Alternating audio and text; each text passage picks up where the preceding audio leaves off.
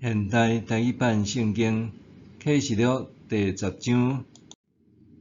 我看见另外一个大开力的天使对天顶落来，伊用云做衫穿，头壳顶有镜，伊的面亲像日头，脚亲像火条，伊的手有摕一根铁开的细管册，伊正脚踏海，倒脚踏地。伊大声发，亲像狮在吼。迄7个雷就出声应。7个雷出声了后，我拄要写，听见对天有声讲：7个雷所讲的，你着封起来，毋通记录。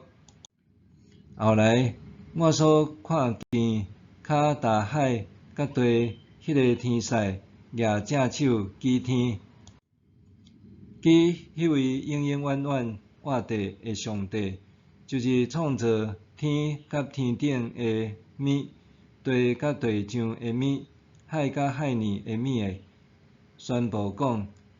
袂阁延迟啦。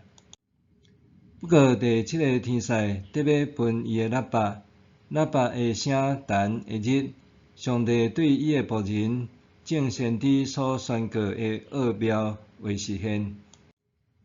后来我前所听见对天来迄个声，搁一遍对我讲：你去摕脚踏海甲地迄个天使手中迄根铁开的册。我就去天使遐，请伊将迄根细管册互我。伊甲我讲：你摕去，食落去，伫腹肚内会苦，毋过伫喙内会亲像蜜遐尼甜。我就对天使的手摕迄根细管册来食，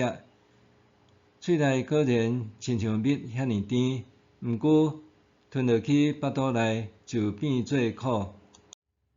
天使搁甲我讲：你着搁宣布上帝关系真侪民族、邦国、语言甲君王的预言。